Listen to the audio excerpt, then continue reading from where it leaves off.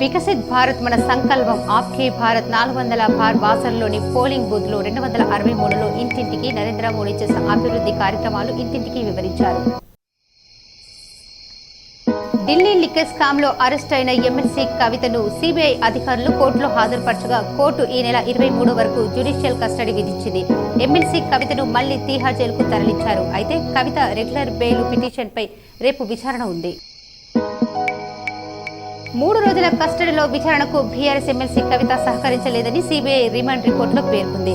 శరత్ చంద్ర నుంచి తీసుకున్న నగదుపై ప్రశ్నించామని, పొంతన లేని జవాబులు చెప్పారని తెలిపింది. దర్యాప్తును సాక్షులను ప్రభావితం చేయగల వ్యక్తి కవిత అని ఆరోపించింది. ఆమె బయట ఉంటే సాక్షులకు ప్రభావితం చేసే అవకాశం ఉందని జ్యుడిషియల్ కస్టడీ కోరినట్లు తెలిపింది. ఆర్మూర్ పట్టణంలోని శ్రీ నవనాథ్ సిద్దులగుట్టపై ఈ నెల 17న శ్రీ సీతారాముల కళ్యాణ మహోత్సవం ఘనంగా జరగనుందని ఆలయ అర్చకులు కుమార్ శర్మ తెలిపారు. భక్తులకు అన్నదాన కార్యక్రమం ఉదయం 9 గంటల నుంచి ప్రారంభమవుతుందని నవనాథ్ సిద్ధేశ్వర స్వామి వారి దేవాలయ ఉత్సవ కమిటీ సభ్యులు తెలిపారు. లిక్కర్ స్కామ్ కేసులో ఎమ్మెల్సీ కవిత అరెస్ట్ అయిన నేటికి నెల రోజులైంది. మార్చి 15న హైదరాబాద్లోని ఆమె నివాసంలో ఈడీ అధికారులు కవితను అదుపులోకి తీసుకున్నారు.